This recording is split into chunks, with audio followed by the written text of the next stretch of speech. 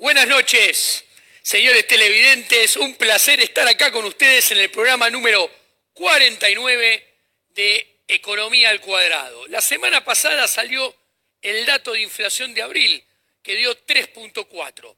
Este programa lo voy a destinar a explicarles a ustedes por qué, en el mejor de los casos, la inflación va a bajar muy poquito en los próximos meses y después, más adelante, muy probablemente el dólar pegue uno o dos saltos y detrás de ese uno o dos saltos del dólar, la inflación se va a volver a acelerar.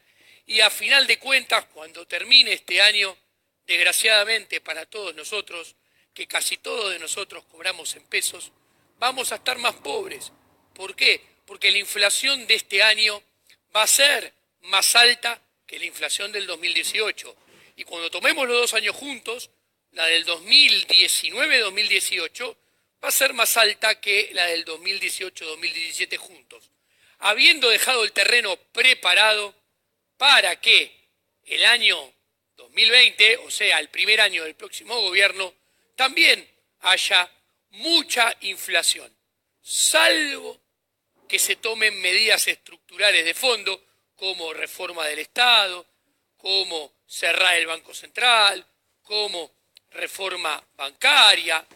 Caso contrario, muy probablemente asistiremos a un escenario donde la inflación del 2020 sea también muy parecida a la del 2019 o tal vez más alta inclusive. Pero basta de cháchara y vamos primero a este primer gráfico, que es el número de inflación. Es mentira que la inflación bajó mucho, no bajó nada. No es para ponerlos contentos. Primero, porque, los países de la región tienen 3.4 en un año. Los países de la OECD tienen la inflación que tuvimos nosotros en abril en dos años y medio. Pero además es mentira que bajó. Señor director, vayamos al gráfico. Acá tenemos la inflación mensual. ¿Qué encontramos? Primero, que el dato anualizado de la inflación núcleo de el mes de abril es más alto que el promedio anualizado de los últimos 6 meses. O sea, es 56 contra 51.8. Después, miramos que la inflación de los últimos 3 meses, anualizada es 61.4, que es más alta que la de los últimos 6 meses y es la misma que de los últimos 9 meses. Y como si esto fuera poco, vamos al gráfico de la izquierda, de la derecha a su derecha, y vemos que la inflación núcleo, que es la que no tiene en cuenta pisada tarifas, fue 3.8 en abril. Ahí lo vemos en azul. Exactamente lo mismo que la inflación núcleo o la inflación core del promedio de los primeros 3 meses del año. Entonces, acá vemos que la inflación no bajó nada. Lo importante es pararse en el presente y pensar, mirando para adelante, ¿cómo va a ser la inflación? Porque, la inflación es un fenómeno macroeconómico. Cuando ustedes escuchan economistas que dicen, no, porque este mes, el mes de abril, subió esto más, subió esto menos, no tiene sentido. Hacer un análisis microeconómico de la inflación, de qué subió más, qué subió menos en un mes puntual, no tiene el más mínimo sentido. ¿Saben por qué? Porque la inflación no es un fenómeno micro, es un fenómeno macro, es la pérdida sostenida del poder adquisitivo del dinero, es el aumento sostenido y permanente del nivel general de precios. Entonces, es obvio que en esta dinámica todos los precios no suben al mismo tiempo ni con la misma fuerza.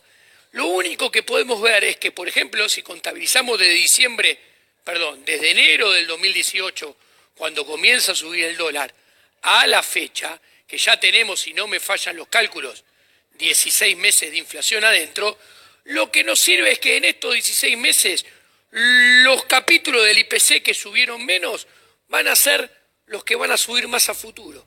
Los que subieron más hasta ahora, por el contrario, van a ser los que subirán menos a futuro. Pero mirando para adelante, ¿qué es lo que cuenta? Todo hace pensar que la inflación bajará poco. Y aquel descenso no va a durar mucho tiempo. O sea, a ver, bajó un poquito en abril, podrá bajar un poco más o parecido en mayo, en junio, tal vez en julio, pero difícilmente se extienda más en el segundo semestre. Lo más probable es que el dólar vuelva a subir una o dos veces en la segunda mitad del año, tal vez a partir de agosto, y luego de que suba el dólar vuelva a acelerarse la inflación. ¿Por qué? Porque nos paramos en el presente. Miren, mirando para atrás, acá vemos que el Banco Central no tiene reputación. O sea, nunca cumplió ninguno de esos objetivos, nunca alcanzó ninguna meta. Entonces, como no cumplió atrás, en el pasado, acá parados en el presente y mirando para adelante hacia el futuro, por no tener reputación, además, no tiene credibilidad. Si no tiene reputación y no tiene credibilidad, y a esto le agregamos que el diseño de la política monetaria del Banco Central es inconsistente, o sea, está mal hecha la política monetaria del Banco Central, y ahora les voy a contar, lo más probable es que no haya éxito. Y entonces, como pensamos que no va a haber éxito porque no tiene reputación, credibilidad y la política está mal diseñada, nosotros nos vamos a refugiar. En algún momento vamos a ir al dólar, el dólar va a subir. Cuando suba el dólar, después de subir el dólar, se va a volver a acelerar la inflación. Está cantado. A ver, ¿qué sucede? ¿Por qué está mal diseñada la política del Banco Central? Porque en el mundo no hay inflación. ¿Y por qué no hay inflación? Porque en los años 70 hubo una discusión teórica entre hacer la política monetaria vía discrecionalidad, mejor dicho, o sea, que no haya reglas, que el Banco Central haga lo que le parece mejor en cada momento, y quedó demostrado que eso no permite bajar la inflación. Por el contrario, si haces política en base a reglas, que pueden ser reglas de objetivos, como el inflation targeting, o pueden ser reglas de instrumentos, como el control del tipo de cambio, o control de agregados, eso sí baja la inflación. Pero ahora no alcanza con decir yo hago políticas en base a reglas, porque si no sería muy fácil. No, las reglas tienen que ser eficientes, sencillas, precisas, transparentes y robustas. Si las reglas no tienen todas estas características, la inflación no va a bajar. Por el contrario, si tiene todas estas características, la inflación va a bajar. ¿Y cuál es el problema del Banco Central? El problema del Banco Central es que desde que empezó la administración Cambiemos, el Banco Central, acá tiene el listado, cambió 11 veces, así, 10 más 1, 11 veces las reglas de política monetaria. Acá tengo listado todos los cambios que ustedes pueden ver. Entonces, si vos cambiás todas las reglas todo el tiempo, no solamente las reglas no tienen ninguna de esas características que les mostré que tiene que tener para poder bajar la inflación, sino que te quedaste sin reglas. Pasó a ser, mejor dicho, dejó de ser reglas por todos los cambios, dejó de tener todas estas características y pasó a ser discrecional. Si vos cambiás las reglas todo el tiempo, en realidad terminaste convirtiendo las reglas en discrecionalidad. Entonces la inflación no va a bajar.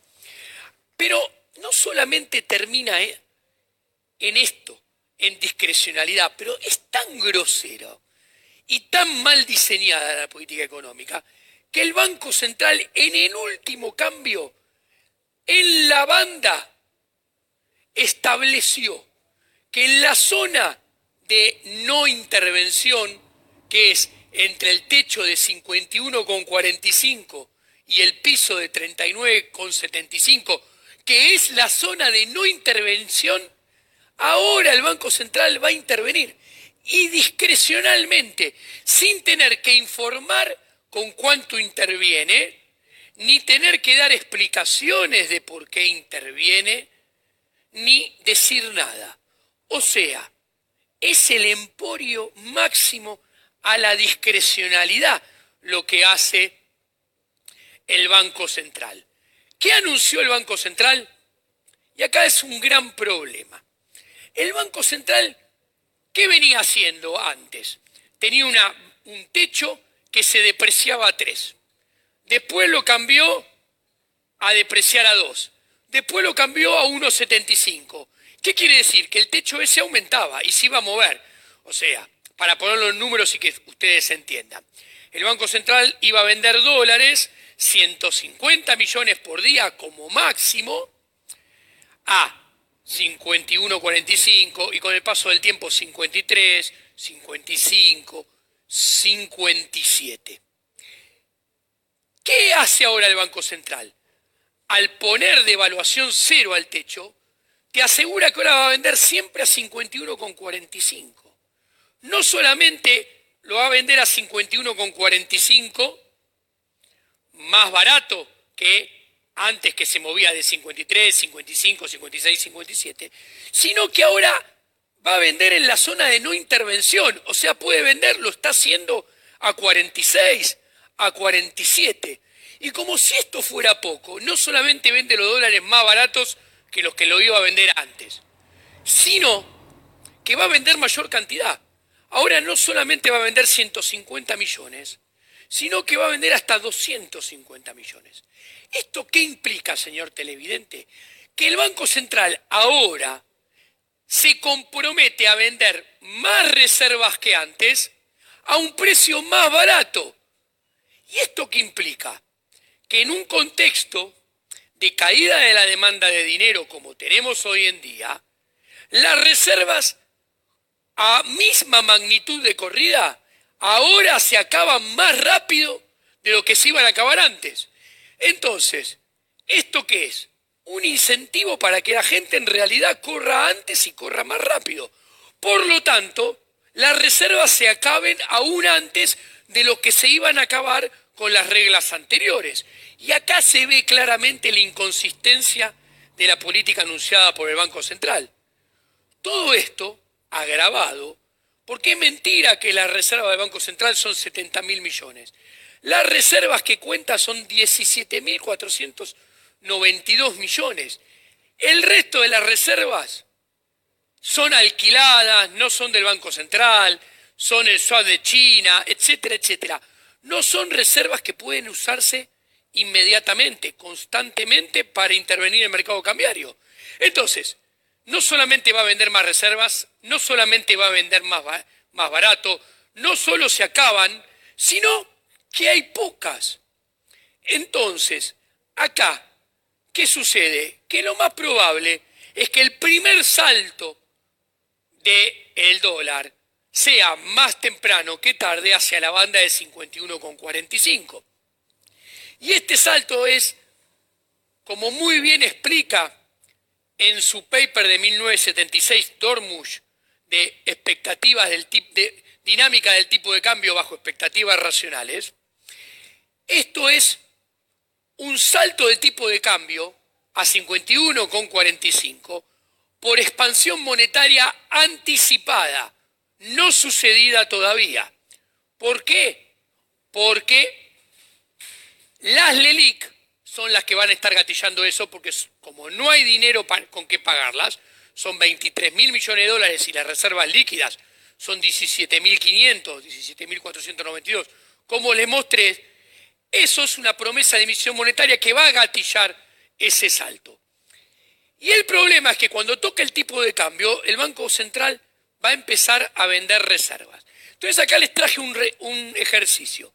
Si empieza a vender las reservas en junio, acá en izquierda, y vende 150, 200 y 250 millones de dólares por día, las reservas se acaban entre finales de julio y mediados de agosto. Si empieza a vender el 1 de julio 150, 200 o 250, las reservas, 10.000 millones de dólares, este ejercicio es con 10.000 millones de dólares. ¿Por qué con 10.000? Porque se me ocurrió a mí.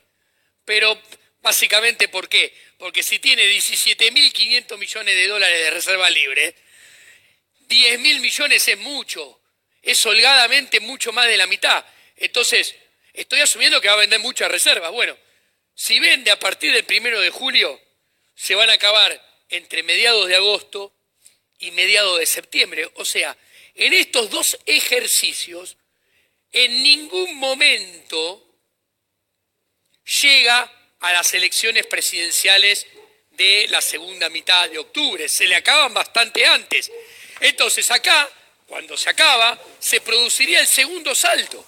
El salto que llevaría el tipo de cambio cómodo por arriba de la banda.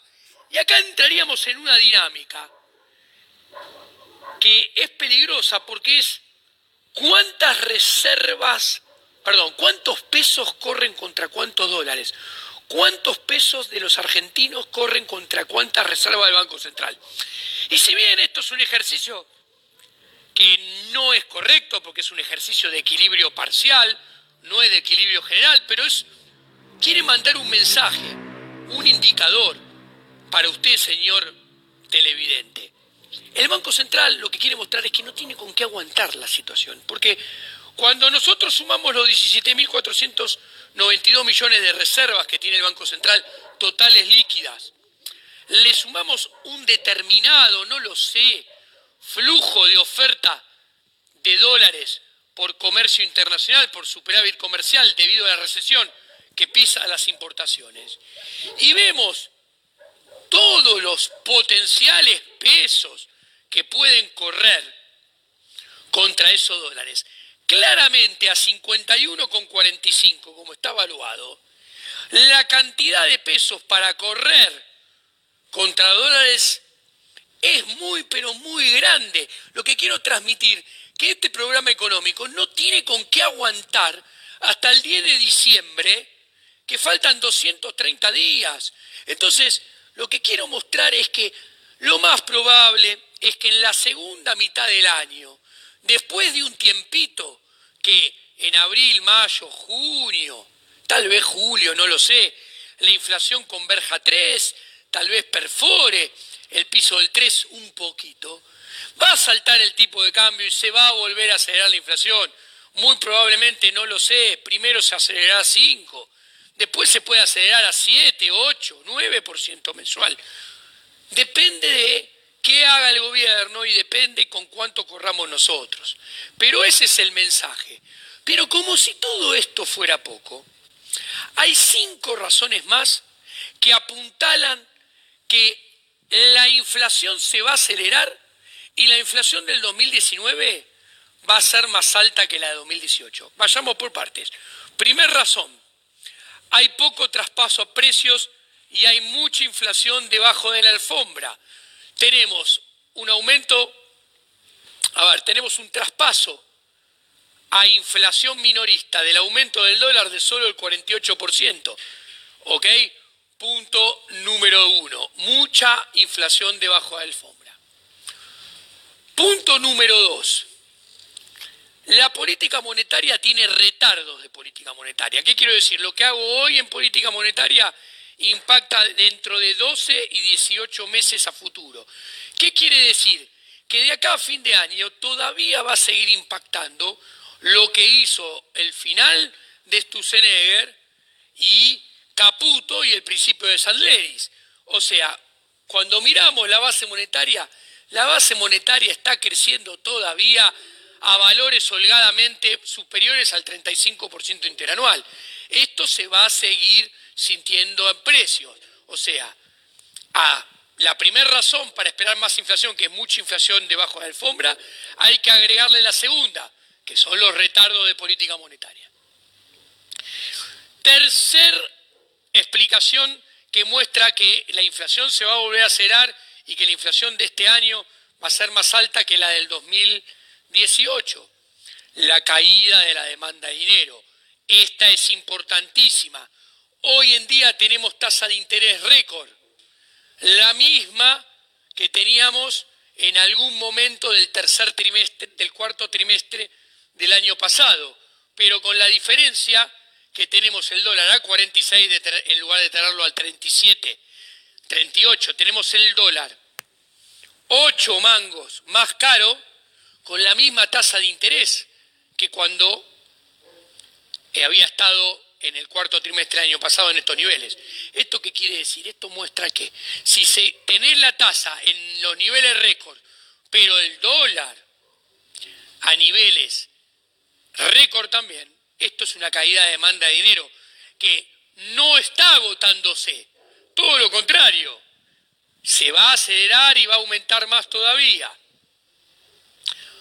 Pasemos a la cuarta razón por las cuales hay que esperar más inflación. El problema de las LELIQ. A ver, las LELIQ son una bola de nieve que crece muy fuertemente. Es mentira que el Banco Central no emite. El Banco Central emite LELIQs. El Banco Central aumenta los pasivos monetarios a un ritmo vertiginoso. Las LELIQ crecen a un ritmo de cuando analizamos todos los pasivos, como hay que analizarlos, base monetaria en celeste más pasivos no monetarios remunerados en verde, la suma de los pasivos totales está creciendo a 3% del PBI. ¿Y qué vemos? Que en junio los pasivos totales van a llegar al nivel récord, al mismo récord que cuando se desató la crisis que tuvo que afrontar Sturzenegger a principios del 2018, que hizo volar el dólar de los niveles de 17, 18 pesos de final de diciembre del 2017, enero del 2018. Esto es un incentivo para que siga aumentando la inflación. Y como si esto fuera poco, este rulo de caída de demanda de dinero más LELIQ puede estar acrecentado por el ciclo electoral. Ya sabemos que Cristina se presenta vice. ¿Sabemos qué diferencias hay? No lo sabemos todavía, pero ya sabemos que por ahora es candidata. Y del otro lado parece que está Macri. Bueno, si esta es la contienda, como siempre digo, entre los dos empobrecedores seriales que nos trajeron los dos juntos a este desastre macroeconómico, a ver, para que se vea, cuando Cristina empezó en el 2008, el dólar estaba a 4 pesos. Cuando se fue, estaba a 16. O sea, lo multiplicó 4 veces Cristina. Cristina empezó con una inflación de 20 y bien medida se fue con una inflación del 40. En el 2014 tuvo 40, en el 2015 tuvo 28. Ok, promedio 35, pero pisando tarifas y con un montón de otros artilugios. Y después viene Macri, que hace todo mal, y hoy la inflación está en 58%. Y el dólar, hoy, por un ratito nada más, está a 46 pesos. Ya va a estar más alto como se los expliqué. Y punta a punta el PBI per cápita, entre los dos, cae 12 puntos porcentuales contra el 2011. Entonces, muy probablemente en esta contienda haya más caída de demanda de dinero, más dólar, más inflación, más expectativas de inflación, más riesgo país, ¿por qué no? Más tasa, peor nivel de actividad. Y cuando nos enteremos y miremos los datos de pobreza, de indigencia y de desempleo de mediados del 2019 y también de final del 2019, lo que nos vamos a encontrar es que todo va a estar peor. Entonces el próximo gobierno va a asumir entre la espada y la pared, con el filo rozándole la yugular, con un